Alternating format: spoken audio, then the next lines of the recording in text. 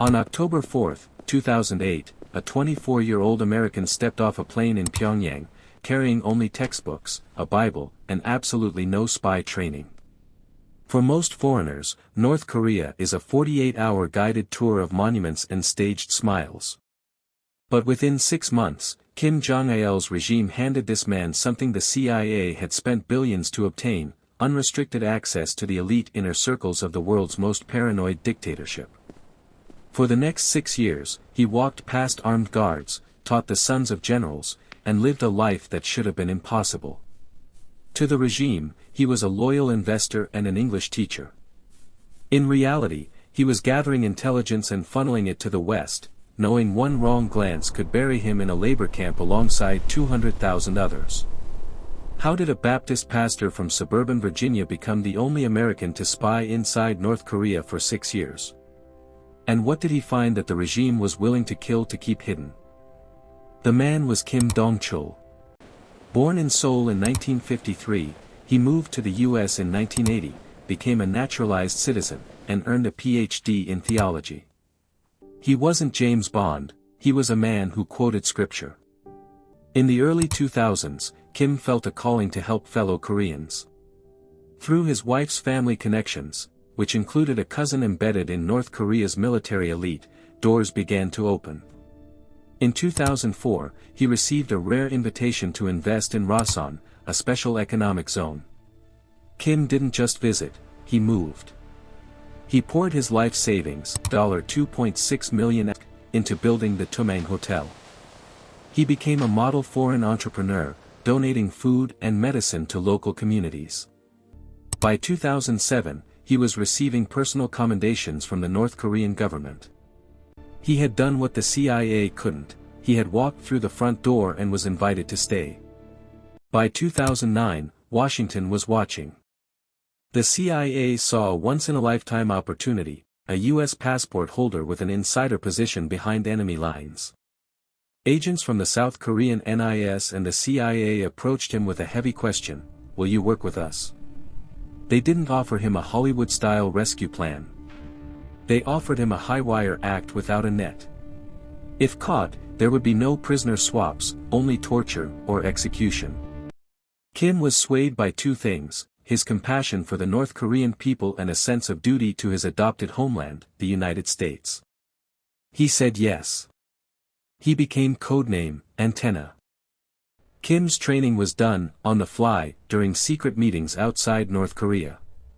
He was equipped with clandestine tools, a wristwatch with a hidden camera, a miniature earpiece, and protocols for dead drops to leave USB drives in pre-arranged spots.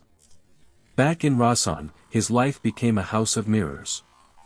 Every smile at dinner with officials was a calculation. While pouring soju for military officers, the camera on his wrist was clicking away, capturing uniform badges and documents. He soon realized he needed more than his own eyes. He began exploiting the regime's fatal weakness, the US dollar. Decades of economic collapse meant that even loyal party members were desperate. Kim started identifying underpaid or greedy officials, a border guard here, a ministry clerk there, and turned them into unwitting informants by paying them for business research that was actually high-level intel. In his second year, Kim's network expanded. He recruited Agent Zero, a military officer who passed him documents on naval installations. CIA analysts at Langley were astonished. This was human intelligence they hadn't seen in decades. But his greatest feat involved the nuclear program. Kim learned of a scientist desperate for money and arranged a high-stakes trade. In exchange for a substantial sum, Kim received a 99.999% pure zinc ingot stamped with USSR markings. High-purity zinc is a critical component in nuclear warhead production. Satellites can see buildings, but they can't touch materials. Kim physically walked a piece of North Korea's nuclear puzzle out of the country hidden in his luggage. By year 5, the psychological weight was crushing. Kim woke up every morning wondering if he'd be dragged from his bed. He couldn't even tell his wife the truth. The North Korean State Security Department was patient. They had been quietly monitoring him for some time. In 2014, a crack appeared. Not from spying, but from a business dispute. When a construction crew knocked down a wall of his hotel, Kim publicly threatened to disembowel himself in front of the statues of the great leaders. In North Korea, such a scene is considered treasonous defiance. He now had a permanent target on his back. On October 1, 2015, Kim crossed the border for the last time. In broad daylight, one of his own secret agents approached him and pressed a USB drive into his hand. It was a setup. Minutes later, the head of counter-espionage, John Yong-dok, stepped into Kim's car. Kim vanished into the black hole of the secret police. He was beaten, starved, and subjected to electric shocks. They shattered his fingers under their boots. He was forced to read a prepared apology on camera and was sentenced to 10 years of hard labor as prisoner 429. But the antenna wasn't forgotten. In May 2018, during a diplomatic thaw, Kim was handed over to U.S. envoys. He stepped off a plane at Joint Base Andrews to meet the president, emaciated and scarred, but free. Kim Dong-chul lasted 190 days, longer than the entire Korean War. He proved that even the most closed society on earth has cracks if you know where to look.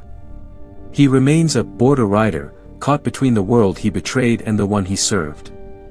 There is no monument for what he did, but the fact remains, for 6 years, Kim Dong-chul did what the CIA could not.